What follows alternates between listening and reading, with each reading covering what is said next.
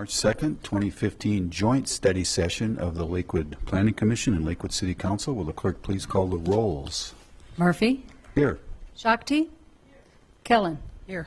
Johnson. Here. Wickman. Here. Paul. Here. Harrison. Here. Quinn. Here. Coop. Here. Barraway. Here. Royball. Here. Kirkpatrick. Here. Crawford. Here. Cone. Here. Goldie. Here. Miller. Here. Hollander. Here. Mesh. You have a quorum. Great. Well, once again, I'd like to welcome the Lakewood Planning Commission. It seems like we were just together not that long ago, and that's a good thing. We should be doing this as often as possible. Tonight, we are going to have two presentations, updates for Planning Commission, Council, and obviously the public. First on the progress of the Lakewood Comprehensive Plan, and secondly on the progress of Lakewood's first sustainability plan. So we're going to start out with item 3, and that's the comprehensive plan, and I would ask Rob Smetana to come forward. Rob?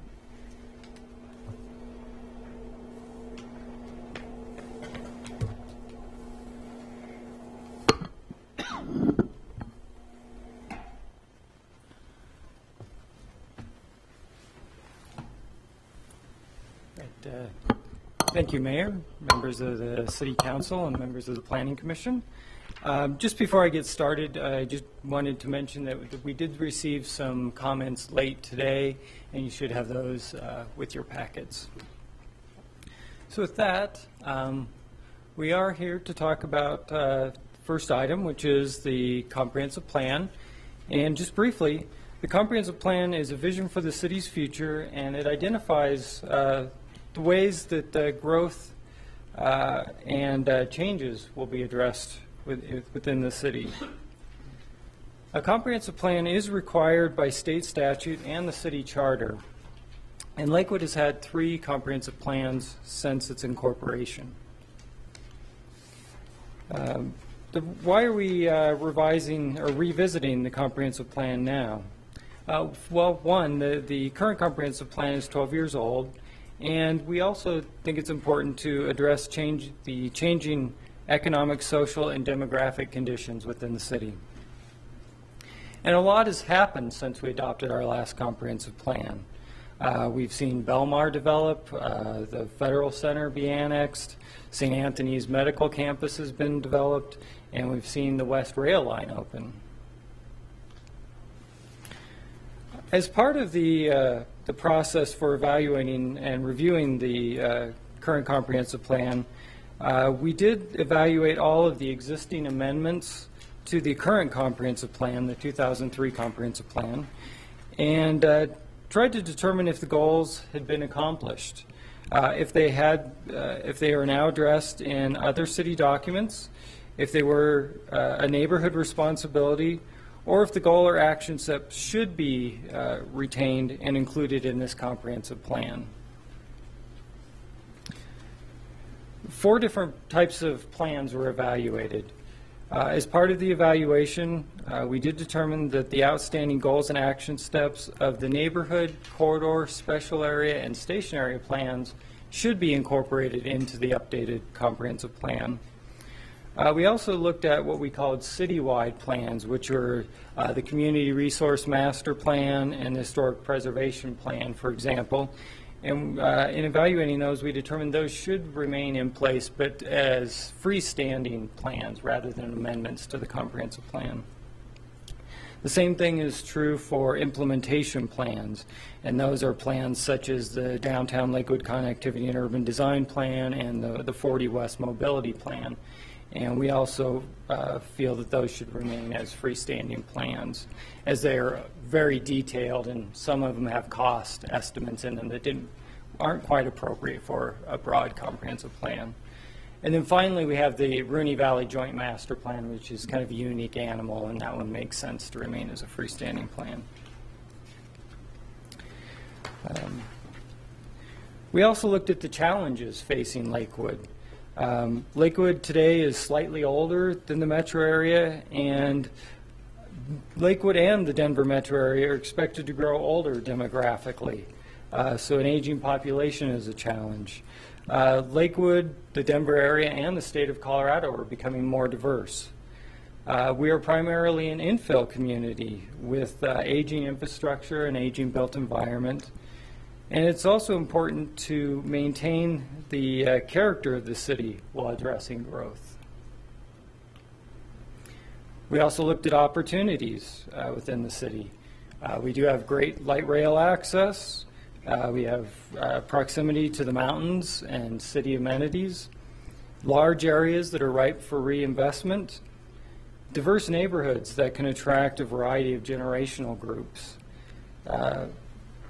the ability to accommodate our fair share of regional growth, and to continue to be a community that people want to live in and visit.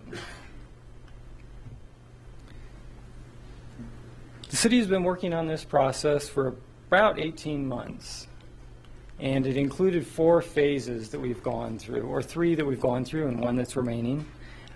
We started out with 5 open houses in the fall of 2013. These were informational sessions, but also provided ample opportunities for public input regarding the important topics such as quality of life, transportation, economic development, and sustainability. The second phase of the project involved discussions regarding the plan with our Comprehensive Plan Advisory Committee. That committee was made up of 2 representatives from each council ward, the Planning Commission, and representatives from the business organizations. And I know we have a few members of the CPAC here tonight, so we just want to acknowledge their help and assistance in this process. The committee spent numerous hours discussing the plan and the recommended goals and action steps that are part of the draft in front of you tonight. The most recent phase involved a second round of open houses to gather input regarding the draft plan, and that just recently took place last month. The comprehensive plan consists of 8 chapters, and I'll talk about several of the key chapters in just a minute. In general, though, the comprehensive plan is organized by the overarching vision statement for the city, by guiding principles that further detail the desires for specific sections of the plan, a number of goals for each of the topics within the plan, and finally the actions that are to be taken to achieve those goals.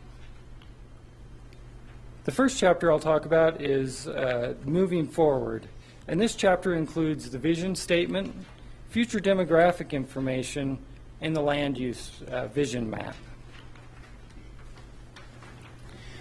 We've talked about the vision statement in the past, so I won't go into a lot of detail on that, but it does express the city's vision to be more livable, mobile, innovative, and sustainable.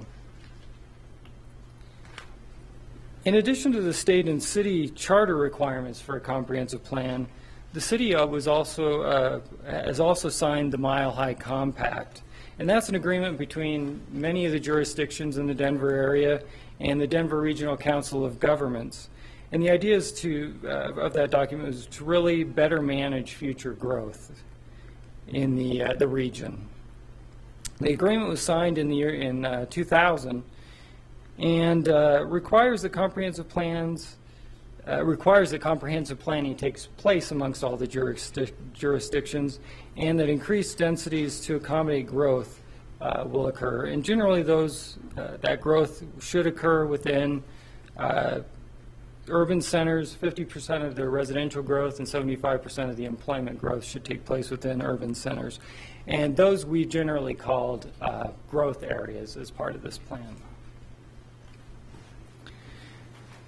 By 2035, Lakewood is anticipated to grow by approximately 40,000 people and see approximately 30,000 new jobs. And this is detailed information from the Denver Regional Council of Governments. And these numbers reflect approximately 4% of the anticipated growth within the region. And Lakewood currently accounts for about 5% of the population in the region. So the anticipated growth for Lakewood is a little lower than even where we're at today in terms of a regional perspective. It's anticipated that a vast majority of that growth will be accommodated within the growth areas identified on the land use map in purple on the map in front of you. But the largest area of the city will remain as stable neighborhoods, and that would be the yellow or tan color that you see on the map there. The vision map, land use vision map, also indicates areas where we have industrial land, parks and open space, and other types of activity areas. The next chapter is Lakewood Lives. And this chapter addresses the desire for strong and stable neighborhoods, includes goals for diverse housing for all income levels and ages, addresses ways to maintain and enhance our historic and cultural resources and parks and trails. It also identifies ways to coordinate with school and library districts, as well as our utility providers, police department, and fire district. Lakewood innovates, establishes goals and action steps regarding jobs and future growth. The chapter includes sections regarding economic development and growth and activity areas. With respect to economic development, the plan identifies ways to increase employment, support and encourage additional retail, and support reinvestment in aging commercial and office areas.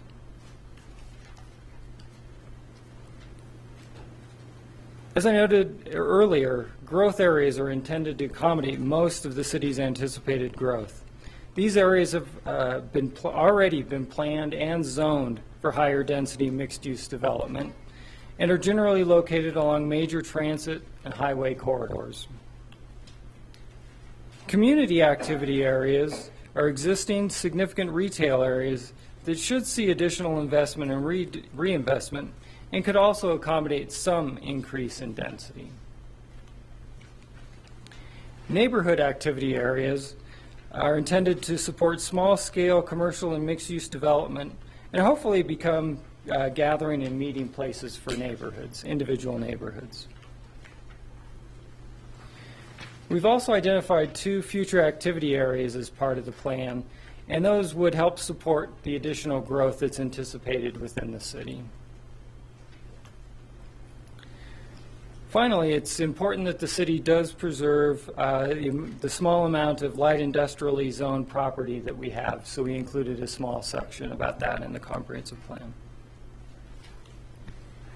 Next chapter, Lakewood Moves, focuses on the transportation system for the city. This chapter includes goals and action steps for multimodal transportation systems that addresses mobility of all modes of movement and for all abilities. The chapter also includes details for future transportation improvements, complete streets, and those would be streets that accommodate pedestrians, bikes, cars, and transit equally, and wayfinding opportunities for residents and visitors to the city. The Lakewood Sustains chapter addresses the broad sustainability goals and action steps that are addressed in greater detail in the sustainability plan that you'll hear a little bit more about later. This particular chapter addresses issues regarding the city's role in sustainability, as well as areas related to the natural environment. The final chapter of the plan is the implementation section. And this chapter lists each of the action steps that are identified within the plan, identifies which department and division within the city will have a lead responsibility for achieving the action step, what department or departments will have a support role in the action step, and then finally a time frame for when the action step should be accomplished. The final phase of this effort is the adoption phase, and we currently have a Planning Commission public hearing scheduled for March 18th and a City Council public hearing on the plan scheduled for April 27th. We do have a project website, and that has all the information about the plan on that site, as well as minutes of past meetings with the CPAC and presentations we've made throughout the process, as well as a copy of the draft plan. And the website also has a link to provide for citizens to provide comments regarding the plan, and we will accept comments up till we come and meet with you at the public hearing. So with that, we're still working on some final cleanup issues with the plan. So there's little few details, some spelling errors, and some typos that we'll keep working on to clear those up before it comes to public hearings. But with that, we'd like to say we're available for questions. Rob, great job. Very concise, informative. It is, for those watching out there, you saw, as I said, a rather brief PowerPoint presentation, but this is a robust plan, and as you alluded to, much community involvement, so thank you. We start with the Planning Commission. Ms. Kirkpatrick, can you start with you? Questions, comments? I know you guys have been deeply involved with this. Yeah, one of the comments I'd like to make is I was, especially in the last set of open houses, it was very nice to see a lot of new faces coming out and getting the information and getting involved and listening to their comments and seeing the comments. It's nice to see whenever we do an open house having new people that perhaps are not anybody coming, but to see new faces, and lots of them, is very encouraging to let me know that people are out there and paying attention to the process that goes on. The advisory group worked long and hard on this and really wanted to make sure that it worked together. And there's lots of comments about the neighborhood plans that are no longer a separate plan, but the detail that went into making sure that every question and every neighborhood plan was looked at. And if you've got, 80% of those neighborhood plans that are exactly the same, we need to make that strong in this rewrite for it. And then the specific ones for the specific neighborhoods need to be included as well, unless it's something that we've already implemented. And make sure that we pay specific attention to those so that those neighborhoods don't get left out in this process.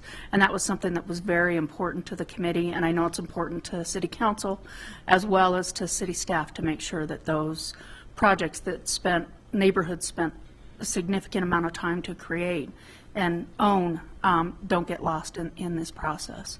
So for me, I'm really pleased at how it went. I think we had a lot of really good positive comments coming from the public, coming from the work group, and working with the city staff once again has been a very nice process to make sure that we can get a document to you that looks as professional as it does and as easy to work with as it does. So we have questions or comments from other planning commissioners? Commissioner Hollander? I was at a ward meeting this morning, and one of the things that came up is how we have an increasing percentage of elderly in the community, and would it be a problem if you just very briefly explain how we're addressing that in the comp plan? Rob, Travis?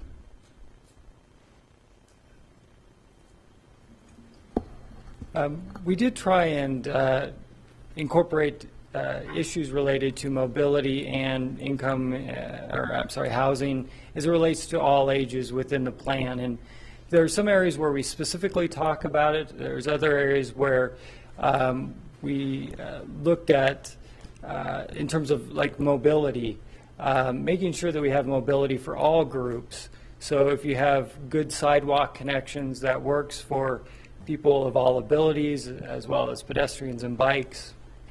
In terms of housing, we looked at, or we have goals about making sure we're inclusive in terms of having housing for all income levels, as well as all abilities, and for the various ages within the city. So we tried to incorporate those topics broadly in many areas, but in some areas we did specifically talk about age and ability as well. We Yeah, spent- agreed. I mean, particularly when you're talking about mobility and housing, those two issues, you know, we're working very hard on a number of levels to make sure that housing product is available for seniors who want to stay in our community and live aging in place near their family. So this is just another component of that.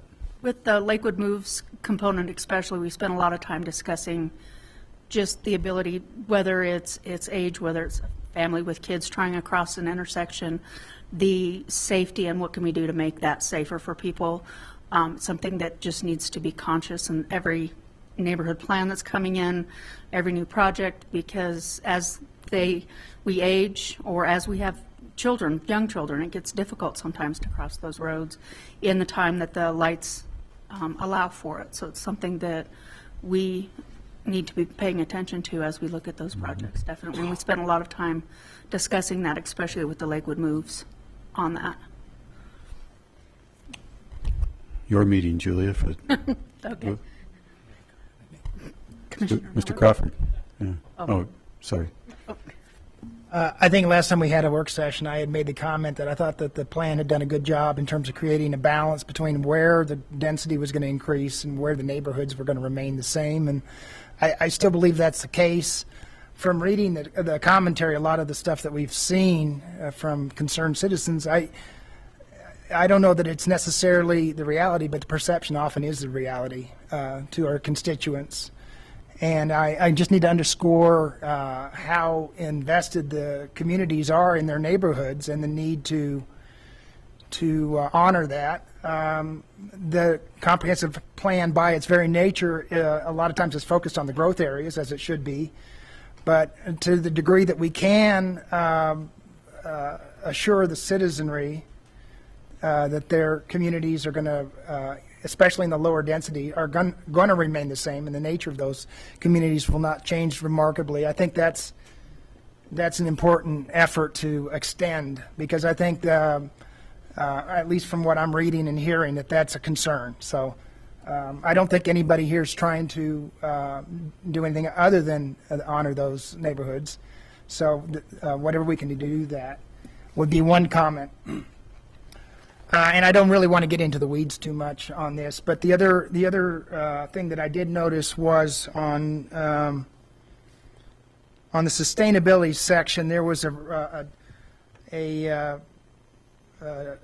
description of the material recovery facility, MRF, and I didn't, or maybe I had missed where is reference in the document. So if I could get some city information on how this is actually embedded in the sustainability plan, then we can talk about it also as part of the, more appropriately as part of the sustainability plan itself. Great. I'll again echo your comments about the very genuine and certainly natural concerns over change and growth and protection of our single-family neighborhoods. And we have been very wise in the last decade or so in zoning these activity areas for this inevitable growth, this kind of new pattern that we're going to see in a city, as Rob said, that's built out. And that is going to take place, as we just saw. We see in this document, we just saw in the presentation, it's going to take place along the busy corridors, at the light rail stations. At the same time, the single-family neighborhoods that, in so many ways, are the very identity of Lakewood and always have been. We desire to protect those, and that's codified. It's not the right word, since it's not an ordinance, but it's certainly called out in this document.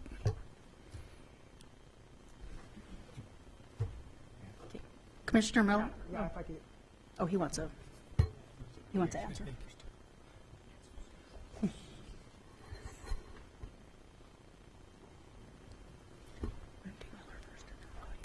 I'm Jonathan Wachtel, the Sustainability Manager for the city. And Stuart, I'll just briefly address your question, but I'll get in more detail maybe when we give an overview of the sustainability plan.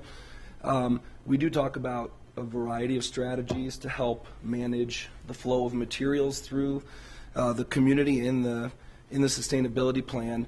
And a couple of the strategies talk about identifying gaps in the resources that exist currently in the community, both whether those are collection sites operated by the city of Lakewood, like the Quail Street Recycling Center or the Rooney Road Recycling Center, or privately provided. So there's a lot of companies that provide collection of special materials, and there'll be some additional services coming online through state programs.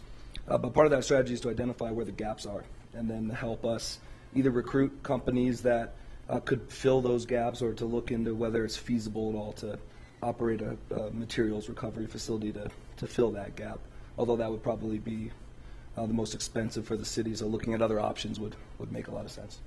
Okay.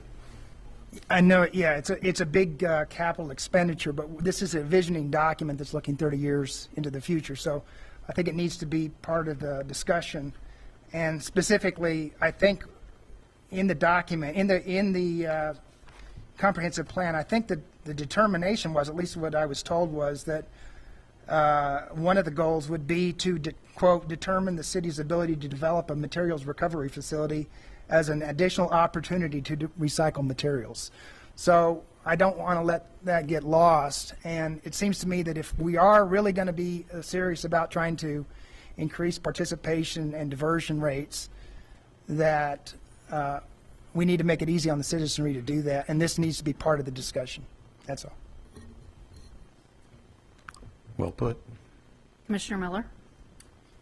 Thank you. I went at several of the advisory committee meetings. The idea of how these things actually take place came up, and I believe it was Johan one day brought in the the comprehensive plan from 1974 or 1972. Uh-oh. It started Probably with, between his ears, too, memorized. I think But what we noted when we were looking at that, this had come up already anyway, but there were a few things in there that are also in this new plan that, kind of specific things about streets and connectability and bikeability and that sort of thing, that, as I recall. What came up was the notion of there actually being actionable steps. I mean, I think that's why this section's in here, and maybe there was a plan for that already to have it. But people were interested in that the comprehensive plan actually becomes something that has a life, rather than just being this great-looking document that that people spend a lot of time on. And so I would say that I heard that in the meetings, and I would am echoing that myself. Yeah. Agreed. Commissioner Cohan? Well, there are advantages and disadvantages for being around too long. I wouldn't know a thing about change. But one of the things about this plan, I sort of have to address myself to, because I am still somewhat wedded to the traditional comprehensive plan that deals mostly with land use. And of course, this plan goes beyond that because it provides a sort of a more ambitious model and a very positively phrased model. I almost wanted to go through it and count the number of times high quality is mentioned. But, we should be optimistic. I think, we've got a great future, and although I won't be around to share it all, it's still something that I think is addressed here. I can see that there's tension between the suburban and the urban context. And I think the plan addresses that. And it addresses it in a well-rounded way, or at least as well-rounded as we can make it. It doesn't resolve it. I think that's still a tension within the community, that there are elements in the community that wants us to stay suburban, even though we're pretty well built out and we have some need for higher density. But the tension isn't going to go away quickly, but the plan at least addresses it. Also, I notice, although we've, gone past neighborhood plans, we still have other plans that we have to at least keep in our consciousness. I notice it calls for an annual review of the community resources plan, and that plan presently dates to 2008, and I guess I should have asked before we started whether we do that at the present time.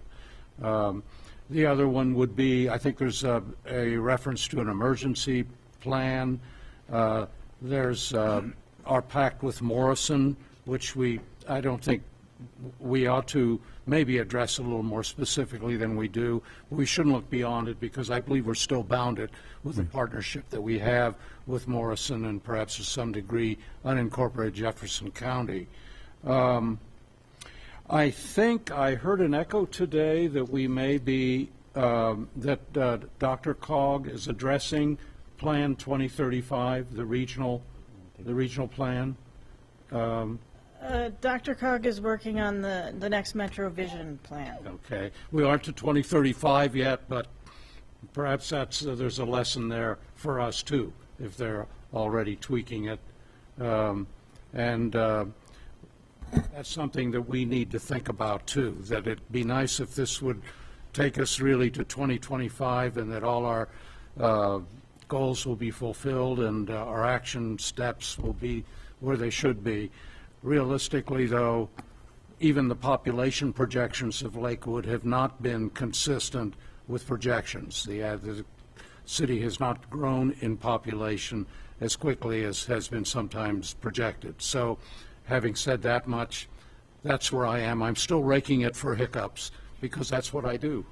I think Councilor Paul has an answer to your question, if it was about the Rooney Valley plan. Yeah, and the answer is they are currently looking at an update to the Rooney Valley plan, and that is in the works, and potentially a lot of information, a lot of stakeholders are going to be brought together to relook and see what to do and how to do it. Well, certainly our Lakewood plan sees more activity areas than the regional plan did back when they put it together. So there's one aspect right there. Just one other comment for me. I really like the way that the comprehensive plan rewrite and the sustainability plan merged together. That was one of the things that I know attending both of the meetings and listening to parts of both of them that seemed like it really needed to fit correctly. We didn't need to have too much information in the comprehensive plan, but everything that really needed to be addressed specifically so that it could be implemented successfully in the sustainability plan. And we're really pleased at how those two came together. So with that, I will turn it back over to you. Great. Thank you. Thank you to all the Planning Commission. Council comments, I'll start with somebody who was on Planning Commission the last time a comprehensive plan was written and was an integral part of that writing, Councilor Quinn, right? Yes, thank you. And if anybody catches me using words like, well, back in my day when we revised the comp plan, stop me immediately. That's right, Johan's got me beat. He goes all the way back to 74. Thank you, and this really was a monumental task, both for staff and the community advisory group. And you really to be congratulated on the great work that was done on this. One thing I was interested in is if you could talk a little bit more about how you went about incorporating the neighborhood plans into this document, because that seems like a really difficult task to undertake.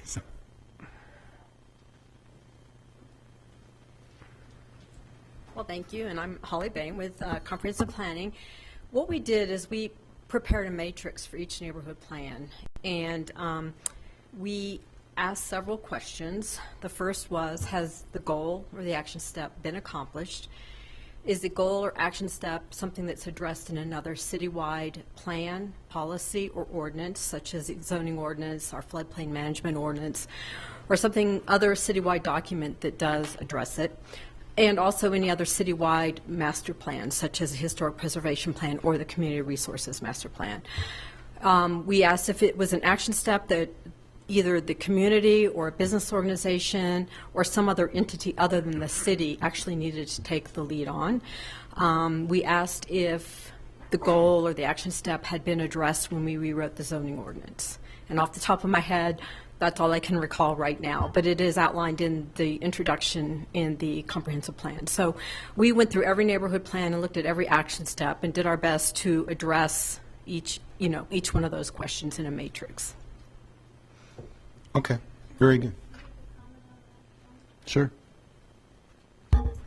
There was some concern from Ward 3 neighborhoods, and so we had 2 meetings, and in the second meeting, everyone had seen their neighborhood plan and this matrix and the comprehensive plan, and we sat, 30 people in a room, and we went through the exact words in the comprehensive plan and in the neighborhood plan to make sure they matched up, because the truth is when people say, oh, it's just fine, it's all in there, people were concerned.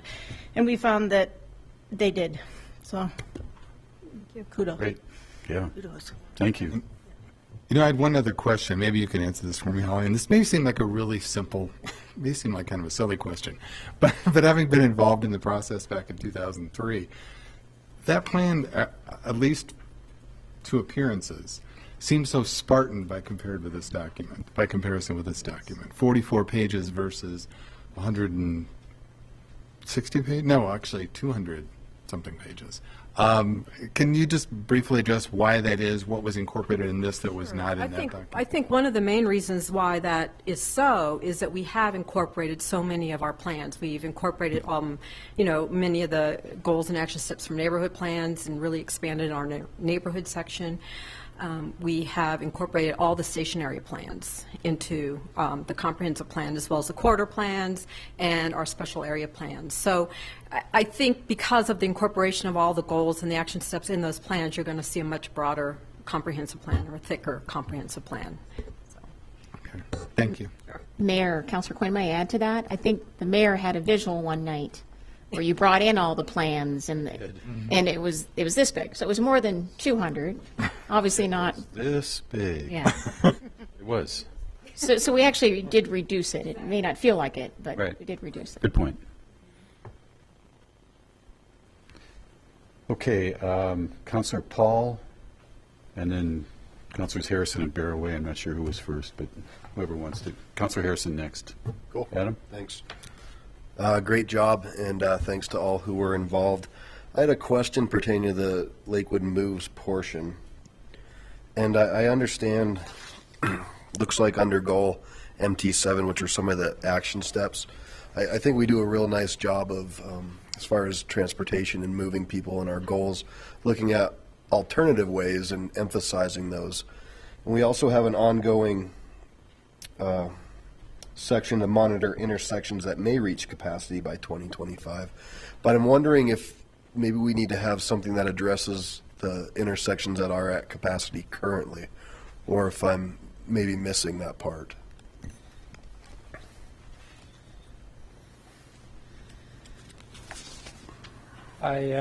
We did check with our traffic division and looked at where we have intersections and what the status of those intersections are today.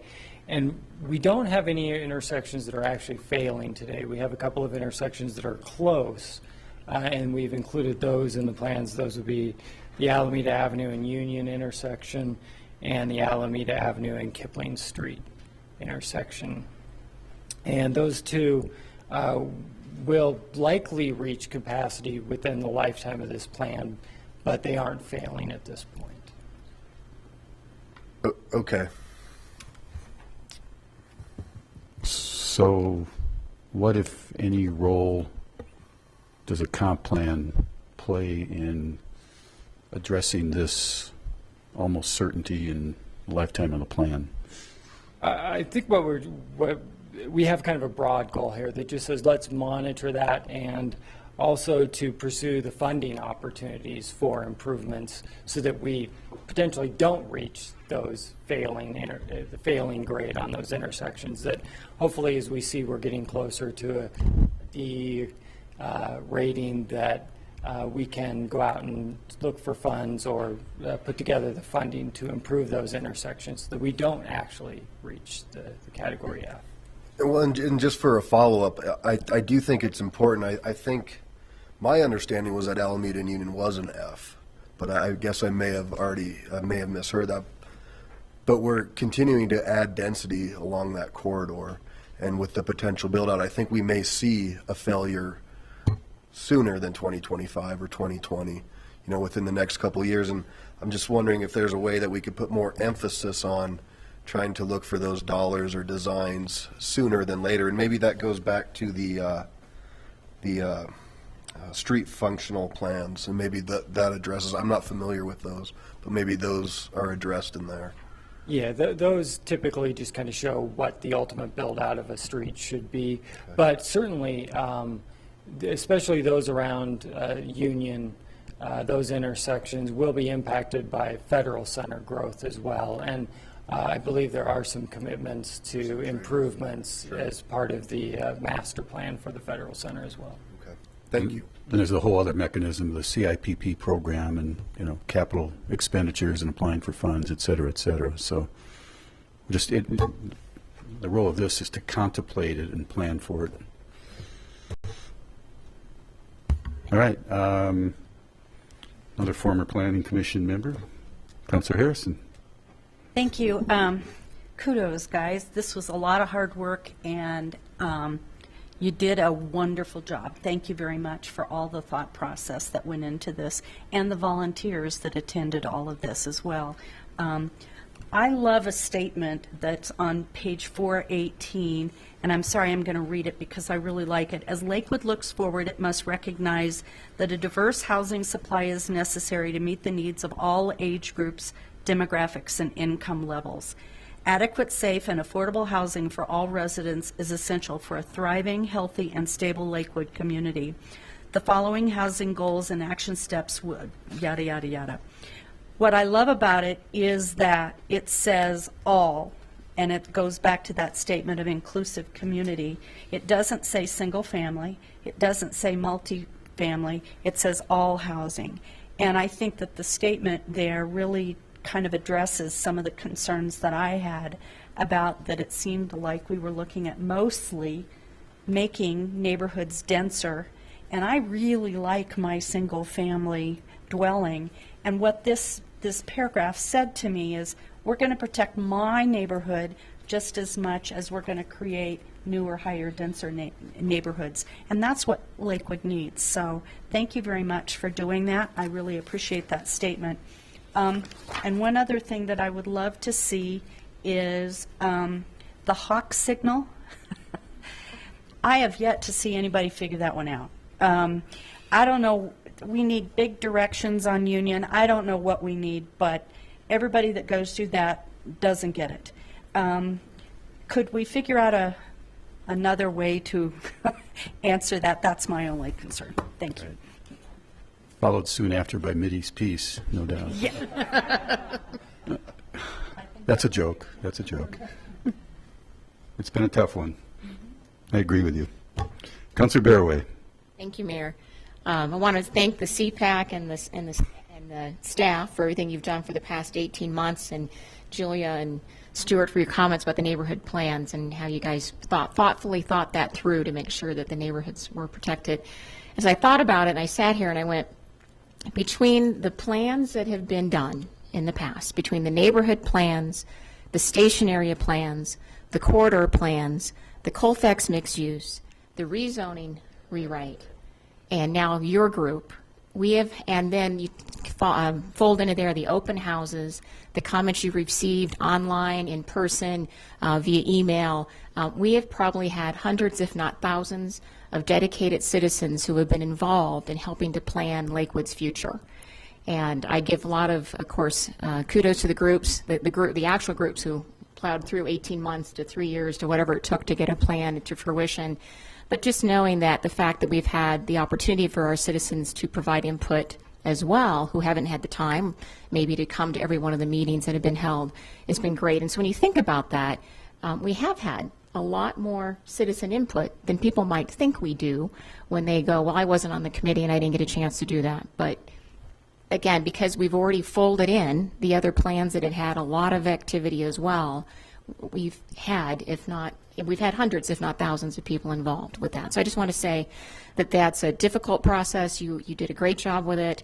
At the same time, you're trying to provide a guideline that can't be too prescriptive, but still allow for some flexibility and creativity for the future, because some planning commissioners, city councilors down the road may not have the same vision or mindset as to what they want to see in the city. So to develop a plan that allows that balance between, again, the prescriptive and, because some people want a lot of detail. They want the black and white, but yet allow the room for the gray and flexibility and creativity. Because I know that Councilor Harrison said she loves her single-family home. I do too currently, but when I first moved to Lakewood, I lived in a multifamily housing area. And as now that we are empty nesters, and I'm term limited and coming off council in November and not so much tied to necessarily my neighborhood, my husband and I have thought about the idea, well, do we want to move into a multifamily area, and where might that be? So I think that people's needs and desires change based upon their circumstances. For example, some of you have seen on council over the last 7.5 years, I've been on crutches on and off, and I'd like to have a house that doesn't have 3 flights of stairs just for me to get to my room and go to sleep. So we're looking for something that maybe is all on one floor. So things like that change, and this plan allows for that. And I've done more talking than asking questions, but I just want to say thank you. I recognize the effort that you've put into this and the commitment, and I can tell by the questions and comments you've made that this has been a very thoughtful document. So thank you all, staff and CPAC. Thank you. Sounds like you can perhaps expect calls from some real estate professionals who may be listening and may have something for you, you and Scott, right? All right. Well, I certainly echo the thanks, and thanks very much to the input from the Planning Commission, obviously during this whole process, and tonight as well. Thank you to staff. We look forward to the next step, which is moving. Whoops. I'm sorry, Councilor Johnson, a late entry. I was about to close it out. Okay, I apologize. First, I have to say that I totally admire the probably thousands of hours of time that this document took and the volunteers that were involved in it. Thank you. Thank you. It's an important public policy document that basically sets our trajectory for the future on the way that we're going to develop. I would just like to offer maybe a little bit different perspective. I grew up at 14th and Pierce, and so I'm very sensitive to Colfax and to 13th Avenue being identified as very high-density area. Plus, in Ward 1, we have the light rail and Colfax. So I hear a lot of comments from the folks that live along there. Let me just tell you something personal. I am Polish, half Polish.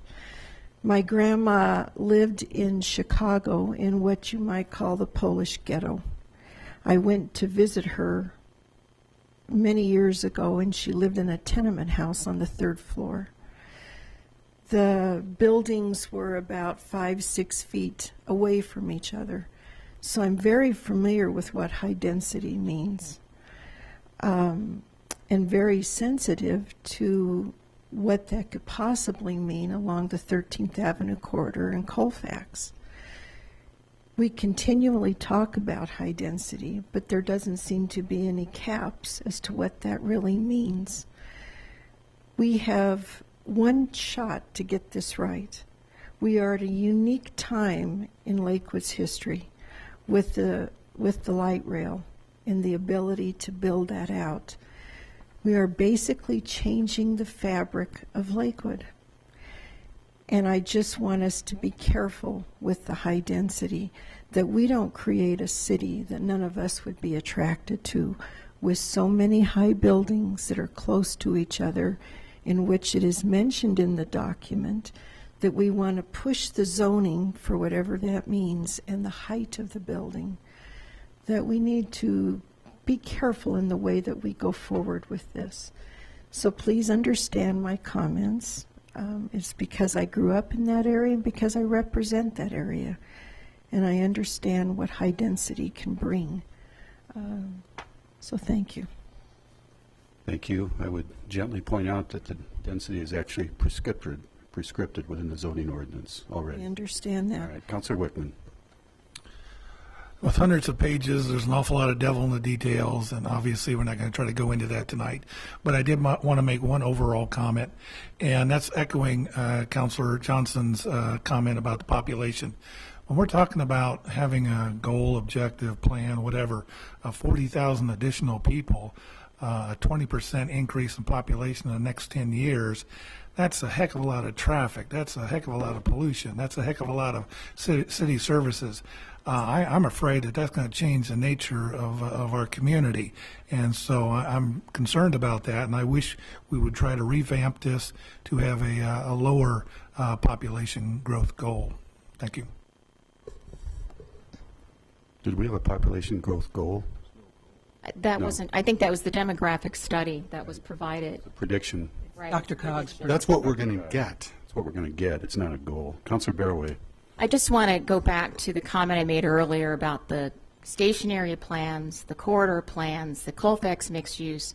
All of those involved people who live in those neighborhoods coming together and talking about what they'd like to see in their neighborhood and where they would like to have potentially high density or redevelopment and what they want it to protect. That has been incorporated, from what I'm hearing from the group and from what I've read in the comp plan, into this comp plan. That was the hundreds, potentially thousands of citizens who came forward to speak about their neighborhood plans, the station area plans, corridor plans, Colfax misuse, to say, here's where we recognize there might be an opportunity for development, and that might be high density, potentially mixed use, and I don't think anybody was talking about any, I think high quality. I think somebody on Planning Commission said, that is in this document. How many times is it in this document? No one's looking for something that's low quality, even when they're going to where they're going to live or to where they want to purchase. They're looking for something that they can be proud of, and I know all of us want something that we want to be proud of in the city of Lakewood. So I don't think a planning commission in the future is going to approve a plan that they don't think isn't going to be high quality for this city and that doesn't meet the requirements that neighborhoods and our zoning allows for. So, Councilor Kellen, thank you. Yeah, and just a little bit more on that point. I think kind of reiterating that the idea of the whole density and the population growth in Lakewood, it's not so much a matter of that we're going out there and trying to say, move to Lakewood, move to Lakewood. What we're trying to say is this is a great community and it's an attractive community. But based upon the reality of the world right now, we are going to have population growth. People are going to need places to live, and Lakewood doesn't have enough, we don't have space to have more single-family homes grow in new developments. So the only place for us to grow is up. And what I've heard throughout the last 8 years that I've been on council from neighborhood groups and people in the neighborhoods is that, you know, we love our large lot single-family home neighborhoods. And I also love my large lot single-family home neighborhood where I can have a garden and I could even have some chickens now if I had time. But that doesn't say that there aren't appropriate areas where having more density makes sense, where we can allow people to live and work and play, where we can have a place for people to go when they're young and just moving to the community and don't want to buy a house yet, or when they're older, where a lot of us are going, when we don't want to mow the lawn anymore or pull the weeds anymore. And so it's really, I think right now what we're looking at is finding that mix, the right mix of housing choices so that there are choices for everyone. And when I look at there are parts of Lakewood where some of our multifamily housing is not in the best of shape. And I would love to see someone come in and make it nicer. And if we can encourage that kind of stuff, I think we all benefit from people, companies being willing to invest in our community. And that's what it comes down to. This is a planning document. We're looking to the future. We're looking to create an environment where people want to invest in our city, whether it's businesses or people who want to buy here and live here and raise a family here. And it's just a matter of creating that environment so that people can find what they want, whatever that want is. All right, we started with the Planning Commission. We'll end with the Planning Commission. Ms. Kirkpatrick. Sitting through several of the stationary plans and the corridor plans that had to deal with the transition before light rail even came through, it was definite discussion with all of the neighborhoods, all of the citizens in those neighborhoods as to where do we want to see it, how high do we want to see it, and if we see it, what do we want as a buffer zone for you, the single-family homes?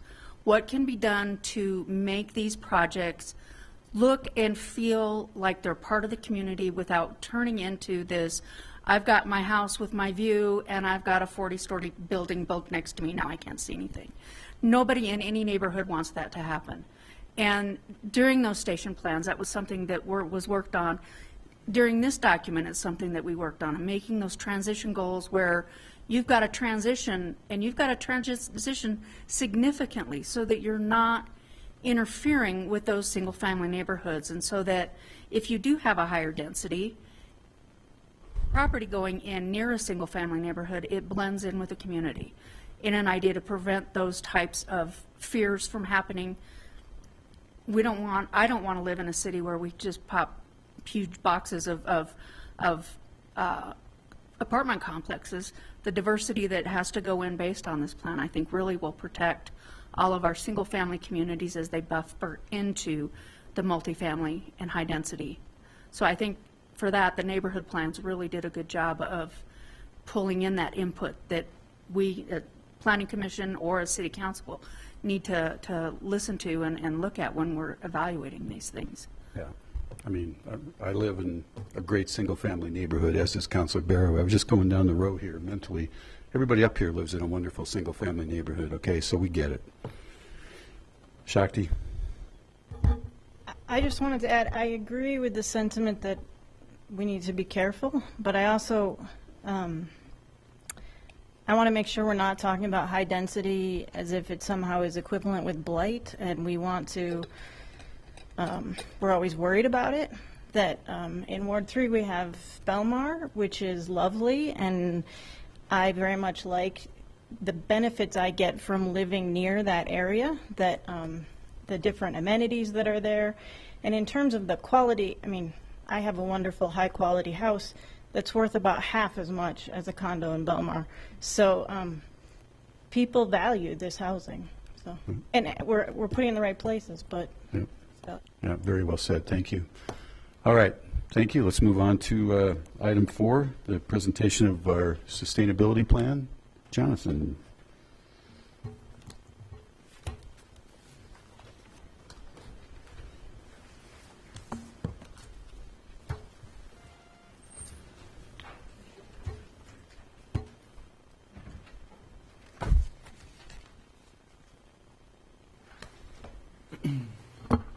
Mayor and City Council and Planning Commission, I have the privilege of being here tonight to present the hard work of residents, of staff, of volunteers from regional organizations and from other stakeholders, and that put together all the hard work that went behind the creation of this draft proposed sustainability plan for the City of Lakewood.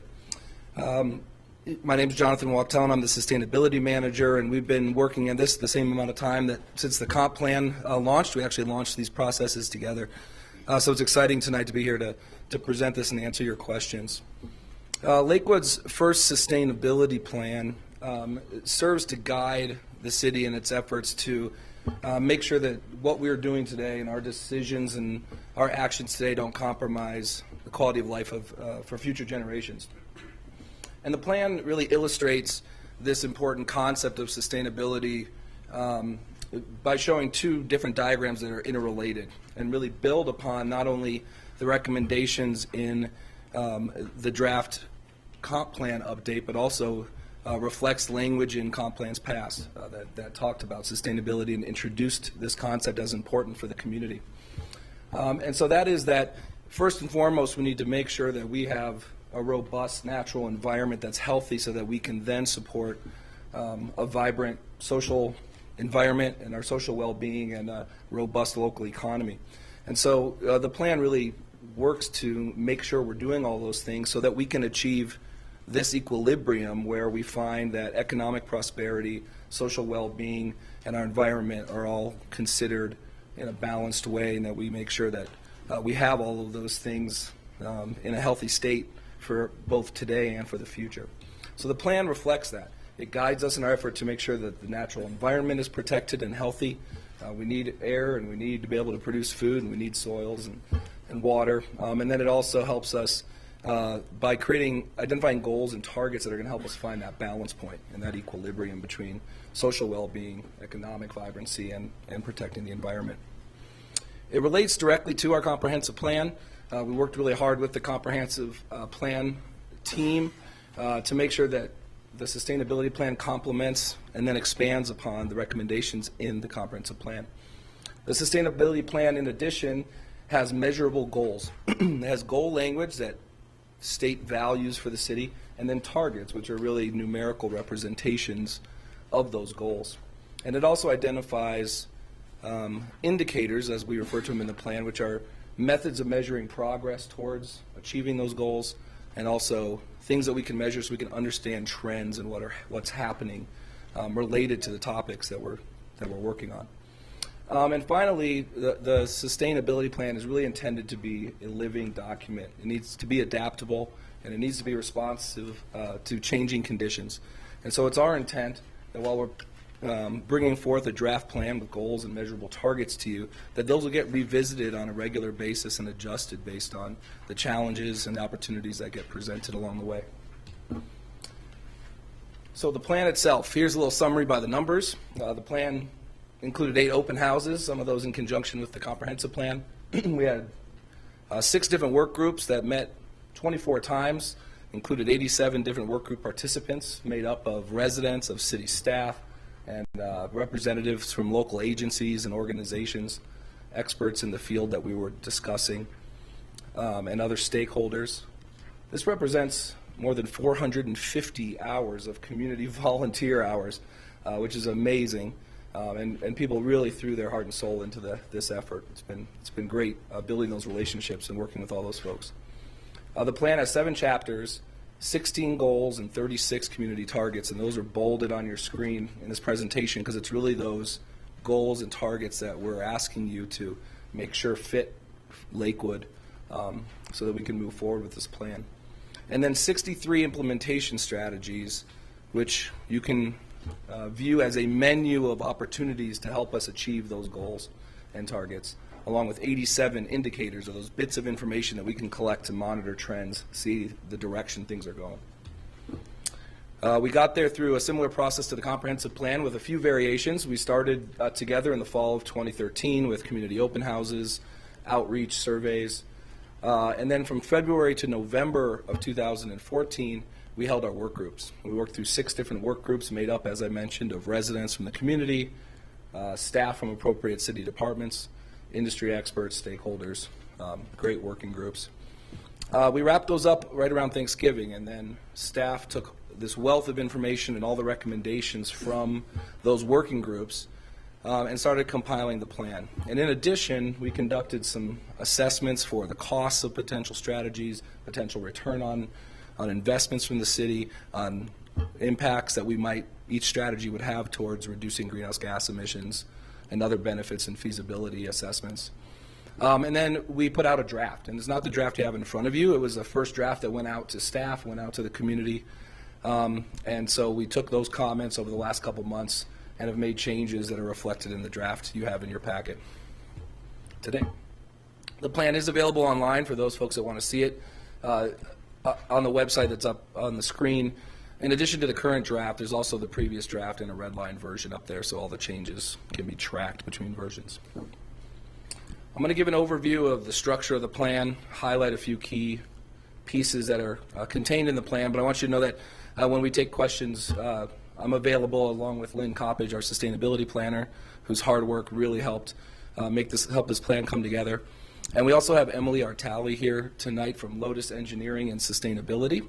She is the consultant that helped us conduct those assessments for each strategy and how those might help us reduce our greenhouse gas emissions over time. And so if you have specific questions on those, she's also available to answer those questions. So with that, I'd like to give you an overview of the structure of the plan. It really helps understand how it was all put together. Each of the chapters in the plan starts off with a cover page that has a value statement developed by our working groups. It gives you an overview of the goals you'll find in that chapter and a list of all the targets associated with those goals.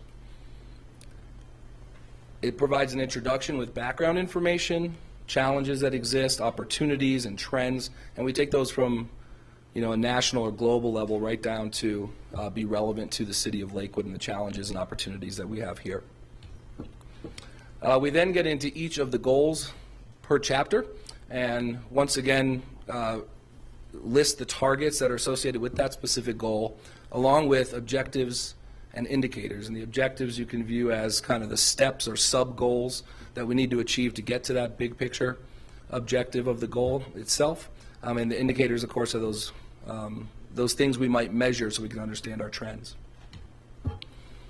Then we get into the strategies, and this is the menu of opportunities that exist to staff and to the city to implement in order to achieve those goals and targets. And there are three types of strategies contained in the plan, so I'm going to explain the difference between those.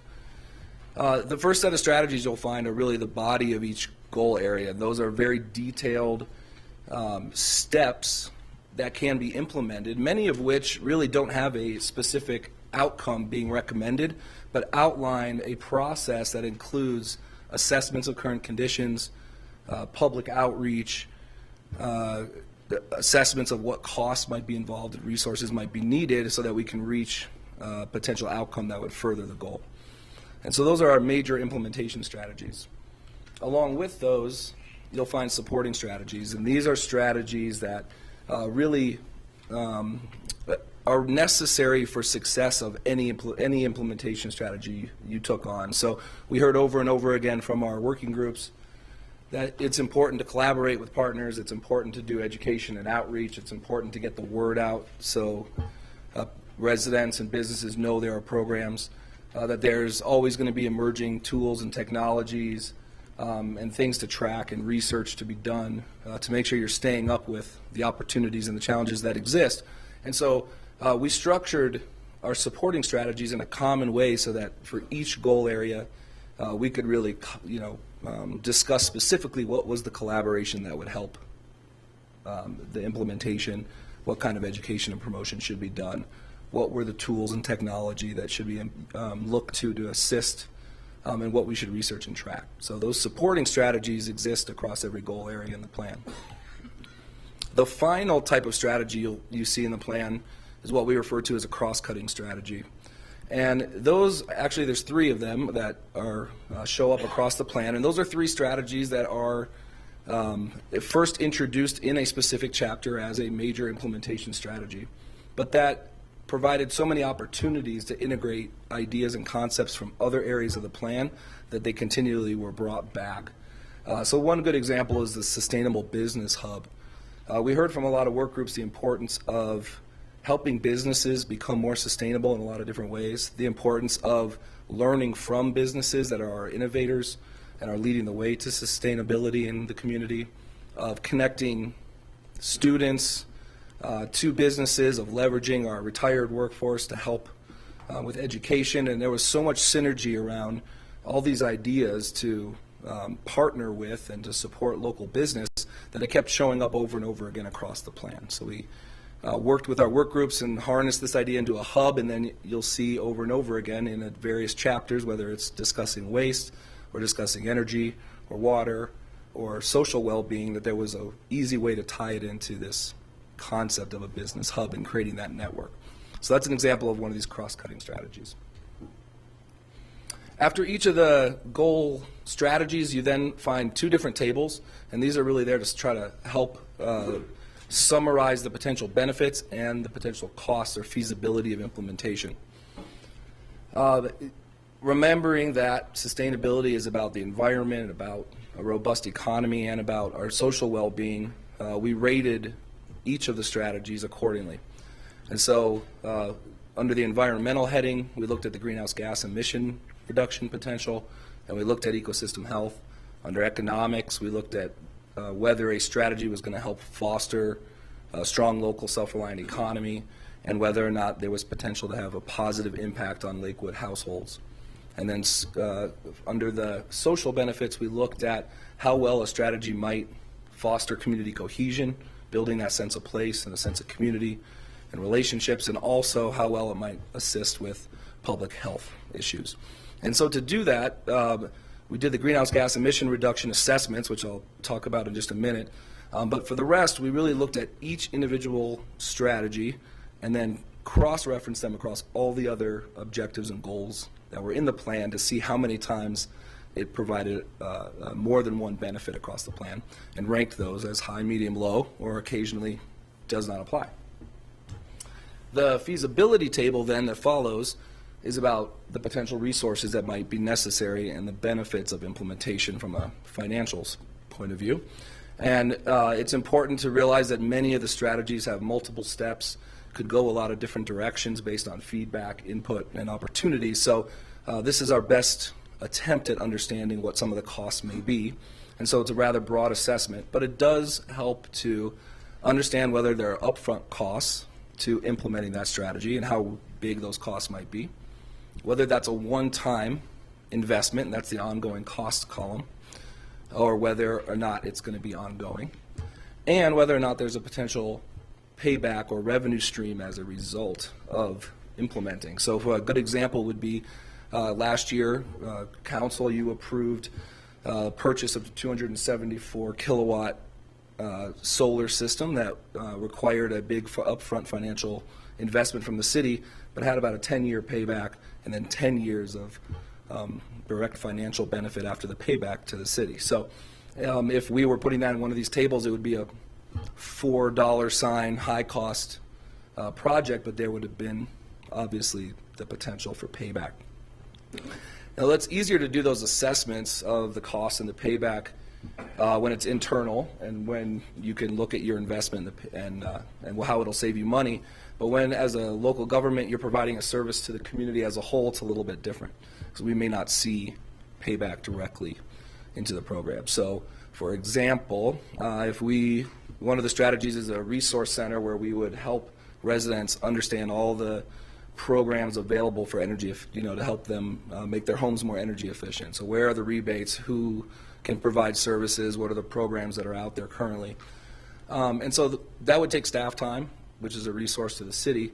And the benefit doesn't necessarily come directly back to the city of Lakewood, but it gets transferred and passed on to residents, which obviously is still a benefit. So this table summarizes those potential, if there's a potential benefit to a resident financially or to a business, we indicate that as well.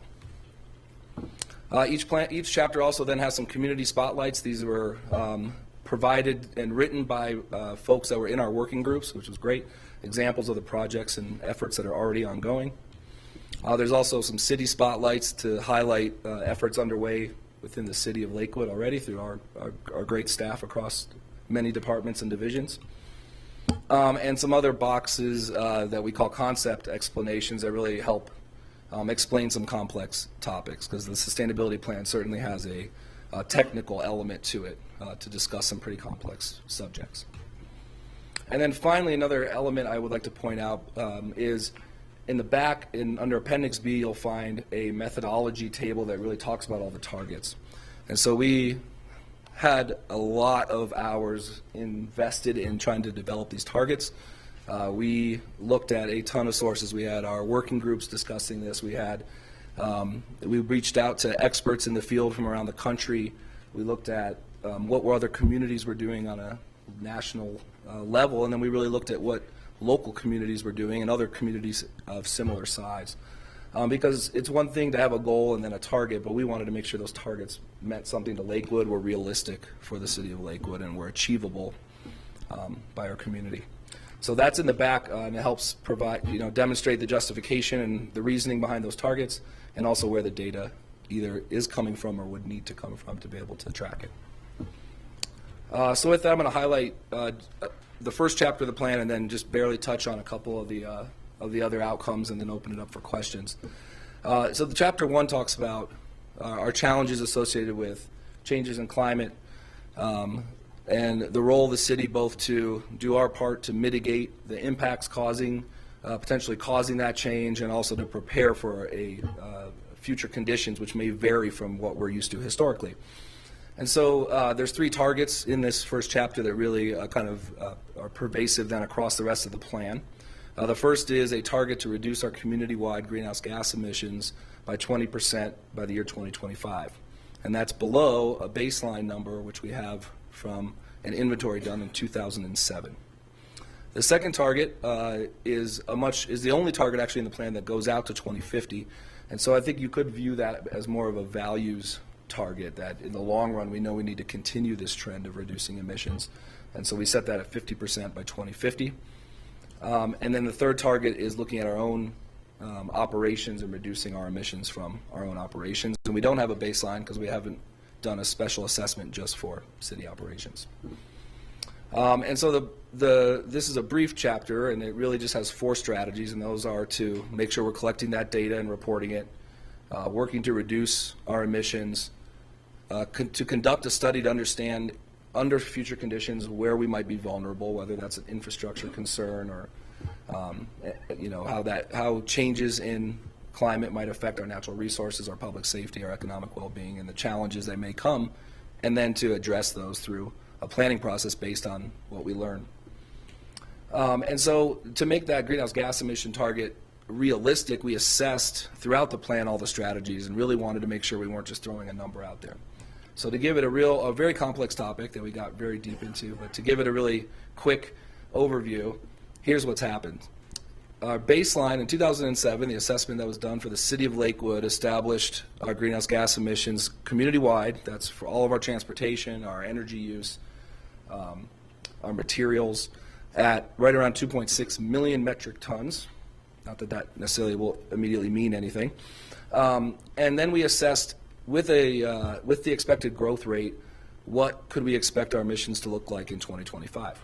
What's interesting, if you look at these numbers, is it's lower than our baseline. So you might ask, why is that? You would assume with growth it would go up. Well, there's a couple large things at play that are state policy or national policy that really already are addressing this issue and that help us along with other folks around the country. And one is a state renewable portfolio standard requiring our energy in Colorado to have a minimum percentage of renewable energy, which helps reduce our emissions, and also fuel efficiency standards nationally, which help bring that down. But even with that, those reductions from those forces outside of Lakewood, the 20% goal still would require close to 400,000 metric tons be reduced through our efforts. And so, through all of our assessments, we found, and not that you need to digest all of this, but those bottom 2 numbers are the key ones. So if we looked at every strategy, we looked at most of the major strategies and did full assessments. If there was not an obvious direct relationship between the strategy, we didn't necessarily assess it. But so for most of the strategies, all added up, we get above that target in the plan. So we know that it's realistic. We know we have the ability to contribute as a community to the effort to reduce greenhouse gas emissions and do our part. Once again, those are reflected in the benefits table, and each of those leaves is representative of around 10,000 metric tons of potential reduction by 2025. Keep in mind, it's not a climate action plan, it's a sustainability plan. So that's just one of the things that we looked at, and it's important to remember we have all those other benefits in our assessment table, economic and social. And so as we go through the plan and take your questions, what we want to emphasize is that what we're asking Planning Commission and City Council to really look at are the targets and the goals. Those are key. Are these right for Lakewood? Are we ready to work towards these targets? And then we have an implementation strategy menu of ways we can get there. And then the benefit and feasibility tables help summarize the opportunities of each strategy. The other chapters, real quick, we talk about energy, water, and the built environment, and that really focuses on affordable and renewable energy, resource-efficient buildings, and environmentally designed buildings. The targets look at increasing the percentage of energy we're generating from renewables, looking at reducing water and energy consumption across all the buildings and sites in Lakewood. Chapter 3 looks at our economy and focuses on building a self-reliant local economy where we can be robust and be resilient to change of the future and challenges in the future, and really also then to look at self-sufficiency and upward mobility of Lakewood residents. And those targets focus on increasing our ability to produce food locally, getting folks involved in green business certification, an important target looking at the cost of both housing and transportation combined, specifically for those residents that are of lower income in our community.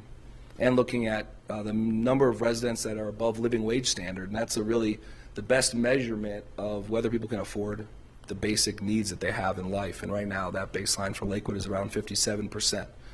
So we set a target to increase that over the next 10 years.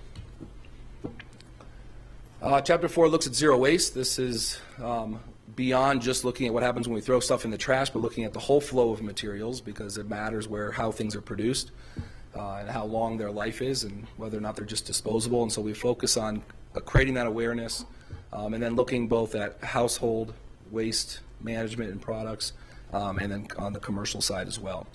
And so those targets set a diversion rate, that is the percentage of materials that rather than going to a landfill and having an end of their useful life, but still having a life in perpetuity buried in the ground, to make sure that, diversion rate, though, that percentage that can then be reused, whether it's compost or recycled back into a material that can then be processed and manufactured into something that can be used new.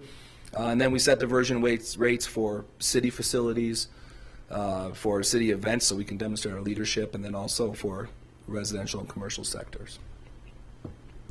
Chapter 5 focuses on community cohesion and public health, looking at our civic identity, our quality of life, our social networks, healthy eating, active living, and the supportive services that are needed to really make sure our residents are living the quality, achieving the quality of life as best we can provide it for them, or support the agencies that do that. And a lot of the metrics and targets here deal with rate as reported satisfaction ratings through our community survey, participation in programs are really the way we focus those targets. Chapter 6, bear with me, I know you've heard a lot of presentation, I'm almost done. Chapter 6 is the natural systems chapter, and this looks at both mitigating and restoring our natural environment, mitigating negative impacts, and being restorative in terms of our ecosystems and the biodiversity that's critical to our well-being, but also learning from nature and making sure that if there are challenges, if we're going to face increased flooding and as temperatures potentially increase, that we're mimicking nature in ways to mitigate those impacts through ecosystems-based strategies. And so those targets look at functional land, functional ecosystem, the amount of area, protecting our water quality, and things like our tree canopy coverage, and which can have major impacts in reducing temperature, sequestering carbon, cleaning our air.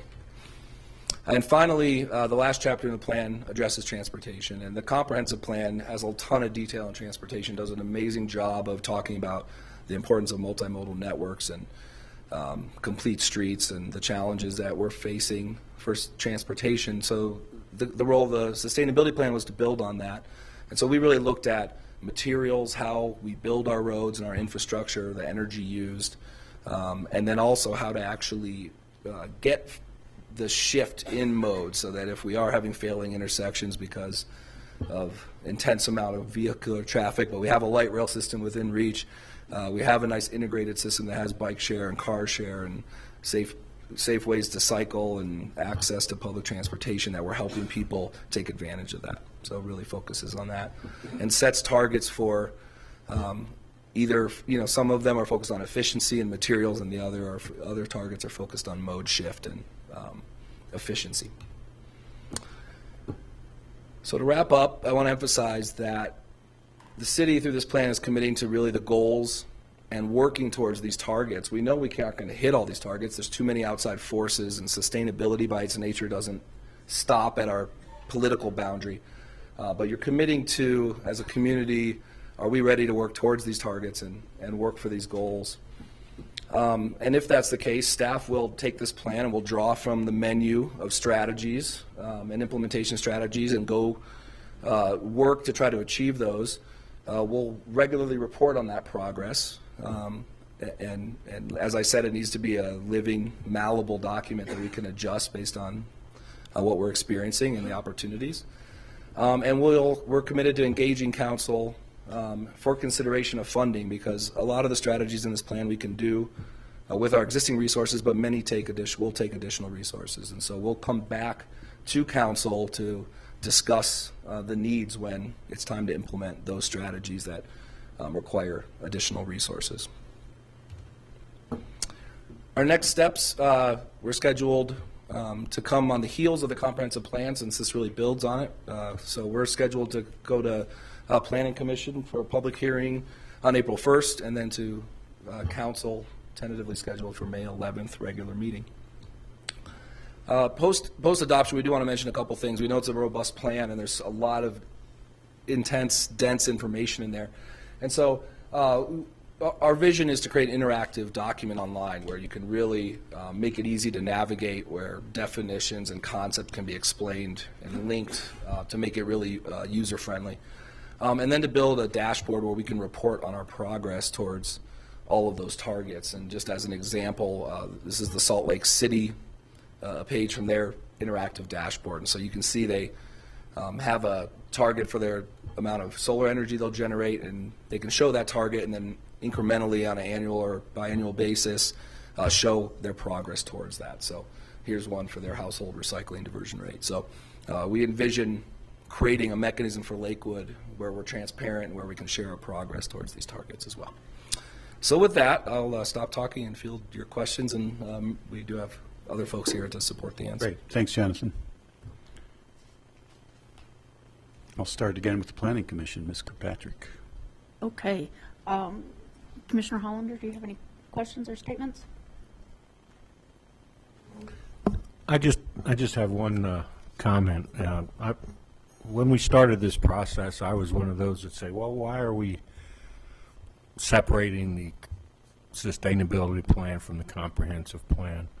But as this has developed, it's obvious to me that the commitment we're making to this aspect of the plan or the sustainability plan itself, it's important for the future of the city that we focus an effort on this area. Commissioner Goldie? I don't have any questions. Reading through this plan, I'm glad to see that it's a voluntary, everything we do, with our citizens and in the community is a voluntary incentive-based program we're not looking at punitive things if you don't meet these criteria or you don't want to be involved. But I think that puts a positive spin on it. I think the goals are very aggressive, especially for the city operations. And appreciate that the city can be a leader out there and try to move this effort forward by showing the residents that some of these things can be done at a lower no cost, and what those benefits are to the entire community, not just to you yourself as a resident. And I appreciate the work that's gone into it. I think it's a great start. Thank you. Commissioner Crawford? Well, I guess I'd second that it's an impressive document that the city and the volunteers have been able to put together, and I guess I would embrace it wholeheartedly because despite what is happening at the national and the state level that was mentioned, I think this is really where it belongs, at the grassroots level, and it needs to be something that the citizens share in and want, and I like to think that this is probably happening all over the country. Now, maybe some areas of the country have gotten a bit of a jump start on us, given the fact that they don't have the benefits that we do. They don't, putting stuff into a landfill costs a whole lot more money on the East Coast or in Japan or in Europe than it would here. So, but I think we're coming around, and I think that this is a great document. Other than I think other than what I mentioned earlier about trying to be even more proactive in terms of diversion rate, I think it's a great thing to try and move forward on. Commissioner Koga?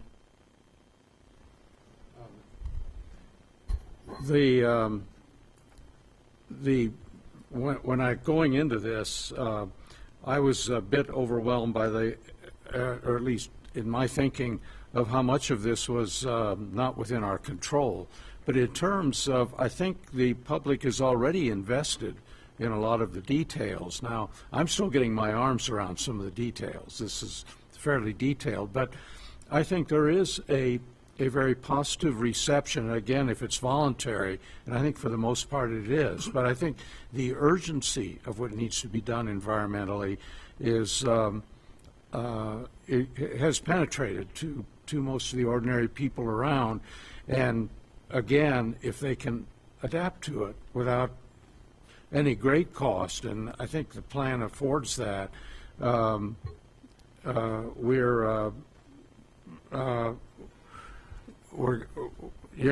on our way. Something's gotten a bit beyond me. I think I better pass, because there is one other feature I wanted to comment on, and it's just, I didn't make a note of it, so I'll get back to it. Commissioner Miller?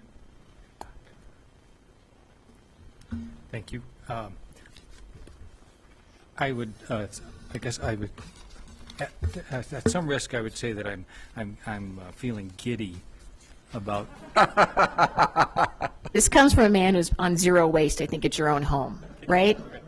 And net, you're underneath the energy. About an electric car. Oh, okay. All right, perfect. But that Lakewood would have a sustainability plan like this that, in my view, would place it among some of the best plans around, I think is exciting. What I like about this is that this plan is that it doesn't, it's just about things that people can do to be conservative. I use that, I always smile when I use that term, because I always tell people that I'm conservative, and then they wonder if I mean in the currently political arena, and I don't. I mean it in terms of the way my parents taught me to be conservative, who grew up in the Depression, and then through World War II, where the idea of respecting the value of a dollar and reusing and recycling and reducing those were the ways that we learned how to live, and it almost always returns monetary benefits. It's not a political position at all. I think that this plan does all of those things, and so I'm like to say, I'm just giddy. Sustainability as a conservative principle. I like that. Yeah. I'm really impressed that we're bringing this forward. It's something that desperately is needed, but as we've been going through this the last 13 months, one of the things that even in the sustainability meetings was talked about was the city needs to be a leader in making this happen. And as we've gone through over the last 9 months, I go to hundreds of meetings around here, and in the last 9 months, I've seen significant change within the city. You've now got in the restrooms, you've got waste cans that are for the paper products that can be recycled. When we go to a meeting, we're using a coffee cup that can be washed, and it doesn't have to be thrown away. We're not using styrofoam cups that never go away. Even in meetings where we do have to use paper, we're using recyclable paper or paper that causes a minimal track record. So the city, even though this hasn't been implemented yet, is gone out there for full front saying, we're going to take charge of this and we're going to make this happen and we're going to be a leader, and we would love for our citizens to follow in this plan and really reduce Lakewood's footprint on our environment. And I think we can do it. And as the city is making a great leadway, it's going to happen. So thank you for Jonathan and for the staff for putting this together. It's a document that I think we will all learn a lot from and be able to grow and change our ways as we learn more about what we need to do as our part of it. So with that, we'll hand it back to you. Thank you. And as a quick reminder, almost 100 people and community members were involved in putting this plan together. It's far, not just the staff. Commissioner Johan did remember what his last comment was. I apologize. Well, I think some of the hiccups were there are some dislocations here that I wanted to address further. But for one thing, the city doesn't provide water. That's done by special districts. But I think it's germane that the city address water consumption. Conversely, there is a contradiction between natural areas and the use of water, because we want a tree canopy. And I remember bringing this up in the discussions. And a tree canopy is a positive thing, but it wasn't here at the time of settlement. When in 1850s, we had trees in the gullies and maybe some of the creek bottoms, but, you know, we have a different aspect of civilization, and I think that's something we could preserve to the degree that we can. That's what I forgot. Great, And I thank know you. it's a little bit of a dislocation, but I wanted to insert it. All right, Councillor Quinn. Thank you.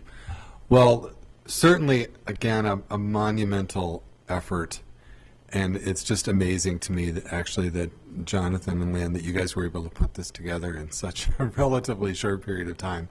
I want to emphasize the importance of the public process on this, because the working group meetings, I attended at least a dozen of them. It was very much a process driven by the meeting participants and not by staff. Staff would, you know, present what the questions were, would hand out worksheets, and then really let the working group participants drive it from there. Ask the questions, make the comments, fill out the worksheets. I mean, there was work involved for everyone who participated in the working group. So it was very much a process driven by the participants, by the citizens who were involved, as well as the subject area experts. So I just wanted to emphasize how important that was and how impressive it was. And then, of course, Jonathan and Lynn had to take those comments, had to take those worksheets and turn them into a plan. Take that work that the citizens had done, that the group participants had done. So it's really amazing to me that they were able to take that much material and turn it into a plan in a relatively short period of time. So a great job on that. I did have a question, though, and because I saw Emily here, I'm a little curious. I'm wondering if you can elaborate a little bit more on how the greenhouse gas reductions were calculated, because that seems like a very complicated process. And I'm sure it can be explained in a very simple way. In 8th grade terms. Consider the audience up here.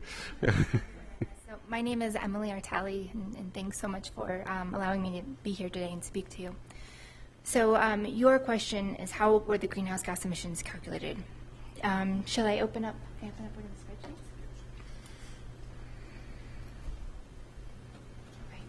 spreadsheets? Okay. So if you remember, sure, that'd be fine. As Jonathan was talking, there were different categories, so those were different chapters. And under those chapters, there were different goals and there was different implementation strategies.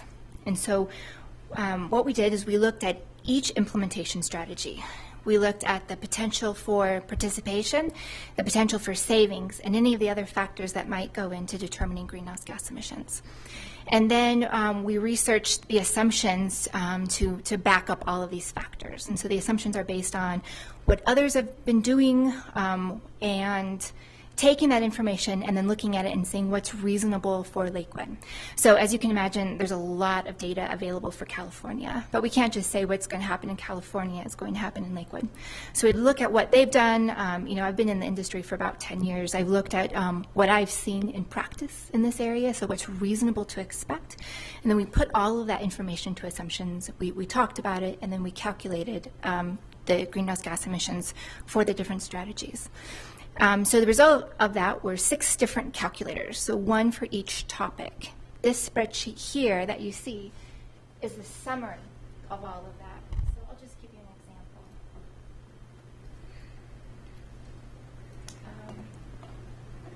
Okay, so this top one, the goal is renewable and affordable energy. There are 4 different strategies listed under there.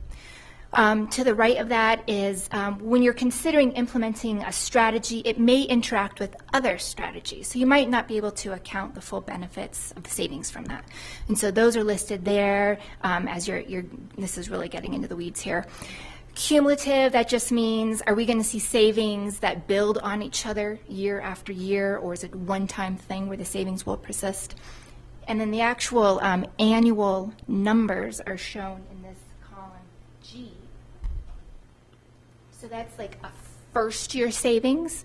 And then we need to take into consideration a lot of things. So between now and the year 2025, population will increase. But as Jonathan mentioned, another issue is that the emission factors, so the way that we calculate these things, are going to change. Cars overall are going to become more efficient. Our energy mix is going to become more efficient. So you take in all of these things and then it calculated the numbers in this column, which represent what the emission reductions will be in the year 2025. Does that answer your question? It does. Okay. It's safe to say there's ample data to back up the assumptions. There's six more spreadsheets if you want to look at them. Yeah, I did attend one meeting for about 3 hours and got to listen to some of how this analysis was done, and I was just really found it amazing. So Great, okay. wanted to share with the rest of council. Okay, thank you. If you have Thank any you. more questions. Thanks, Emily. All right, Councilor Barraway, and then Paul, and then Shakti. Thank you, Mayor. Thank you, Jonathan. Thank you to everybody who helped you out. I know, Jonathan, this is also something that has been your passion, and all the years I've been in council have known you, and I'm somewhat proud of the fact that you're able to see this come to this point. So congratulations on that. And Dale, for you to say giddy, did you take the Sustainability Committee out to visit Dale's home like we did years ago when he was so pleasant to allow us to come visit and take a look at what he does there? I mean, if not, you should do that. Just saying. So Dale, be prepared. You may have a lot of people show up at your home.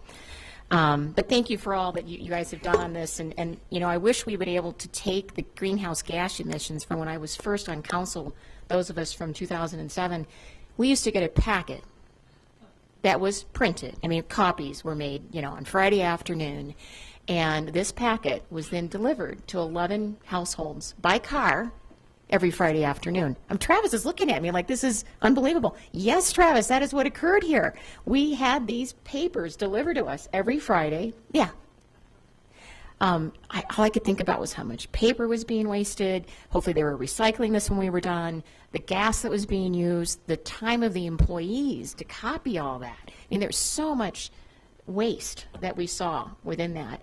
And we had a few folks on council that weren't quite ready yet to move at the time to a laptop. We are now all on an iPad, and that's how we get our information. But that was maybe 2011, because Ed was still on council, and he got reelected in 2007. I remember Ed going, I'm not sure I can make the change, and he did. So if we could go back to that as a baseline, we would probably have much higher greenhouse gas emissions in the state, or in the city of Lakewood, because of the amount of effort that went into that. So to see that change, you're right. I mean, we have to lead by example. And that is one of the things that the city did at least 5-6 years ago. With that in mind, I don't know if there are comments or questions. I will just say on the LED signal lights, this came up just in random conversation with two or three different people this weekend, primarily because of the snow we had this last week. The people are finding that where there are LED lights, signal lights, the signal lights, not the street lights, that they can't see the light because the lights don't get warm enough to melt the snow or ice off, so they don't know if it's a red, yellow, or green light. Not something we've had to experience until this last week when we had so much snow. So something to think about. I don't know if there's a way to make the LED lights warmer so that they can melt that. And then the other thing we have in Colorado, we all know this on the rush hour, if you're going eastbound in the morning and westbound in the afternoon, you can't see lights anyway because of the sun glare.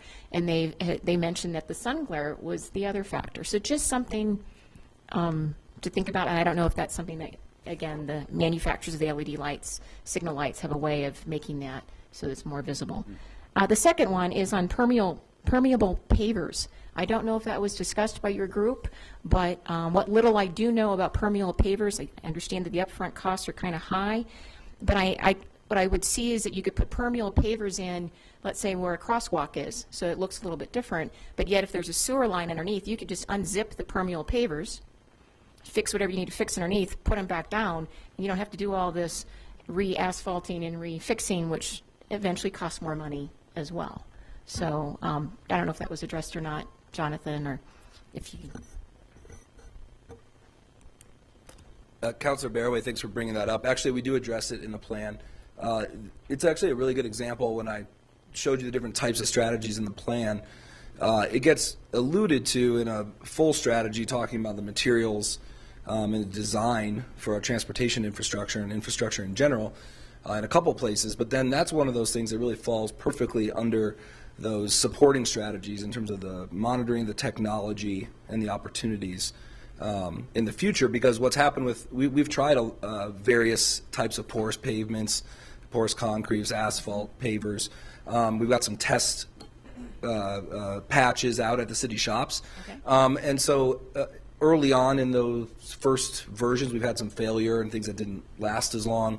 But the technology is progressing, and actually just recently we saw some great hands-on examples of systems that are working really well in this type of environment. So it's mentioned in the plan, and certainly one of those things where technology continues to progress and the kinks get ironed out, and it can work seamlessly with the snow plows and the freeze-thaw days that we have, then we'll have opportunities. Thank you for that. And one last question. Can we find a smaller photo of Councilor Quinn to put in here? This one looks like it deserves an autograph or something underneath it. Just thought I'd point that out. Maybe a better one. Can I just briefly comment on one thing quickly? There is a technology where they use a basic air scoop with the LED lights to keep the snow from accumulating on it. And I don't know how widely deployed that is in Colorado yet, but the technology, yeah. Good. Something to look at. All right, Councilor Paul, and then Shakti, and then Councilor Harrison. Thank you, Mayor. I just want to add to, I think, some of these comments, a couple comments, and echo what some of the commissioners had said as well, and that is it's a nicely done document, and as leaders in the community, it is our job to lead. And this is also an educational document because I'm learning as I go. And so prior to jumping on board and being a part of this and now having this document, I didn't know a lot of these things, but I'm starting to, and that'll help us lead by example and help the folks in our community have a better way, and not a punitive way, but a way that they can get involved and be engaged. And to Dale's comment, I mean, the greatest generation, that was one of the keys, right, was recycle, reuse, be conservative. Cloth diapers, I mean, it was much different, and we kind of gotten totally away, but we forget that was the greatest generation that really they were the pioneers of the green movement. So, thank you. Shakti. I feel really good about this document, and part of why I feel really good about it is that I think that people in Lakewood really care. And I think of, well, we're focusing on Johan in this meeting. When I was campaigning and I was at Johan's house and he was telling me some of the events from the early part of the city, that it was fairly immediately after we incorporated that a vote went out about whether we wanted to keep Belmar Park as open space. And it was a huge investment for a brand new community, and it won by a lot, is my memory. So we care in this community, and we have for a long time. And I think it really comes down to some simple principles, that it comes down to protecting our assets as we move into the future, and being a resilient community. So I am also excited. Haven't quite reached the giddy stage yet, but excited. It's good. Moving towards it, though. Councilor Harrison. Thank you, Mayor. Ditto on all the great jobs. I won't go on for that forever because it's starting to get close to my bedtime. I have a couple of questions, though, to ask, and I just wanted to know, we talked about on page 36, 80% of Lakewood homes were built before 2000, presenting an enormous opportunity for household energy and cost savings through retrofits. I think I know what the definition of that would be, but how do you encourage people to retrofit? How do we do that?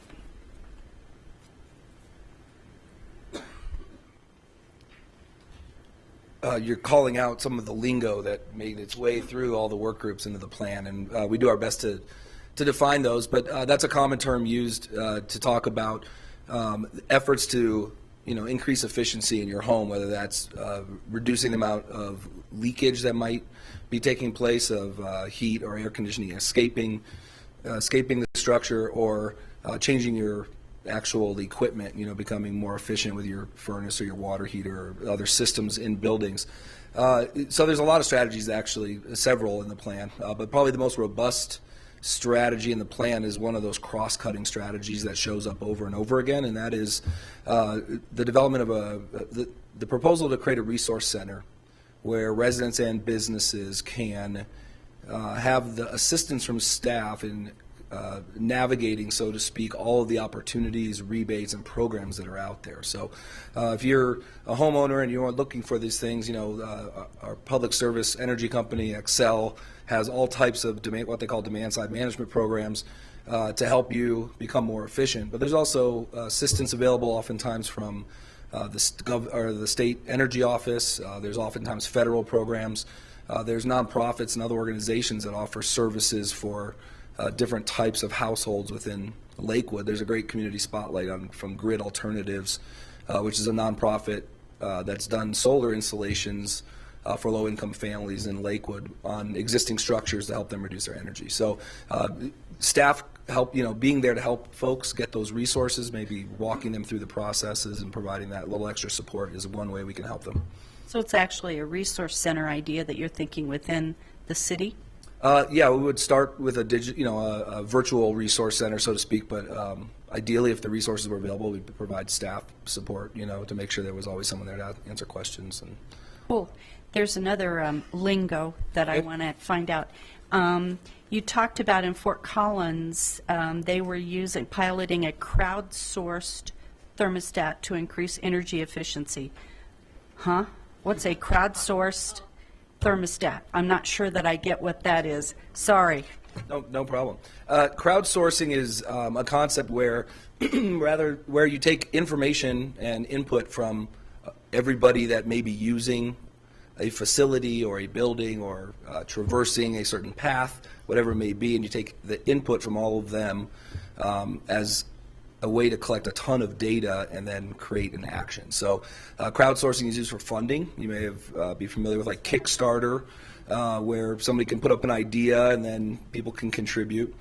So that's one platform. But crowdsourcing is also used on your phones. If you look at your Google Maps and you see the traffic backups, that's because data from everybody's phone is sending information about how we're moving. So that's crowdsourcing. So the thermostat in Fort Collins, rather than have a building where some people are freezing and turning on space heaters, which use a ton of energy, and other people are really hot and opening a window or whatever it might be, it allows people to say whether they're comfortable or uncomfortable through a computer click, and equalizes as best it can everyone's comfort.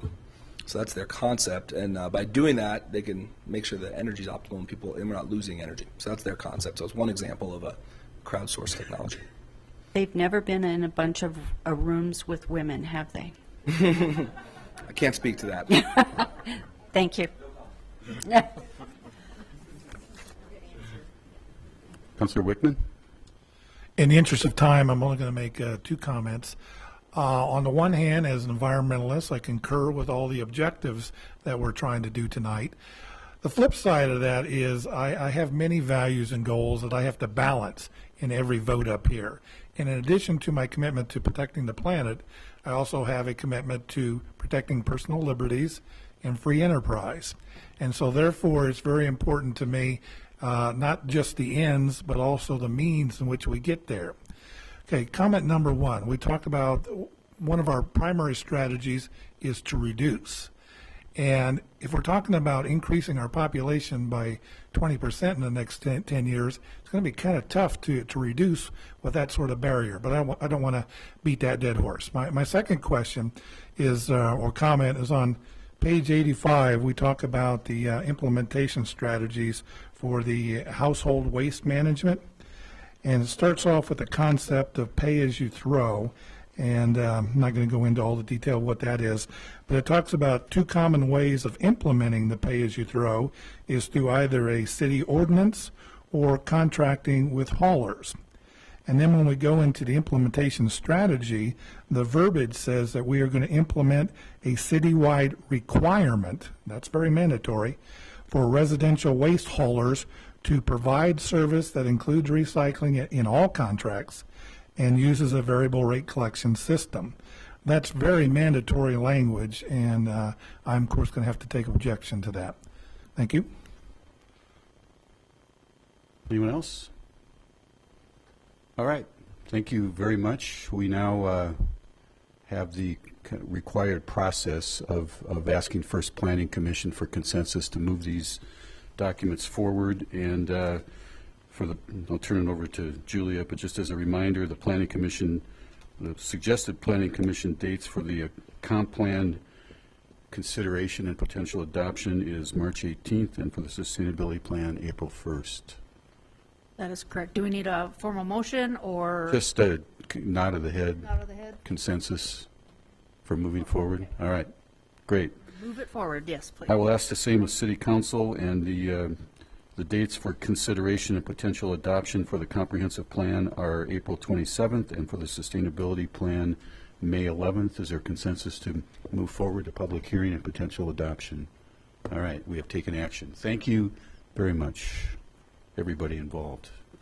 Fantastic work. All right, on to reports. I actually don't have anything. Other than I have a little event coming up in a few days called the State of the City. I hope, well, I know a lot of folks will be there because I think we're sold out, but it's March 5th at 11:30 at the Sheraton West Hotel here in Lakewood. And have a chance to reflect a little bit on the past few years and to talk about a lot of exciting things that are coming ahead. So I look forward to it. Thanks. Councilor Paul. No report. Councilor Harrison. No report. I have lost track of which direction we're going this year, and I'm not sure it matters. Councilor Roybal. Just one short note, reminder, daylight savings time, Sunday. Gotta be. Yeah. And Mayor, just a reminder, did you say this already, that we don't have a meeting on Monday? We do not have a meeting on Monday. Many of us will be at the National League of Cities Conference. Councilor Coop. Councilor Quinn. Yeah, just a quick note that I won't be at the State of the City's speech on Thursday. I have to apologize for that. I'm actually going to be attending an idea exchange at the French Embassy in Washington, D.C. on sustainability and taking some of the great ideas in our sustainability plan with assistance from our staff to discuss with leaders from throughout the United States and France. So it should be quite interesting. That's terrific. Councilor Wickman, anything? Since we're not going to have a meeting, just a reminder that we will have our town hall on March 14th. That's the second Saturday at 9:30 at the Green Mountain Presbyterian Church. Councilor Johnson, anything? Thank you. I would just like to put a plug for the next Ward 1 meeting. We're getting back on track again the third Saturday, March 21st at 9 o'clock, only this time we're doing something very different. We're going to have an FBI special agent come and talk. We will be in the old City Council chambers. He's going to come and have a very powerful PowerPoint presentation of the Azazi case, and he will also be open to any questions that you might have regarding the FBI's involvement, both nationally and internationally. Thank you.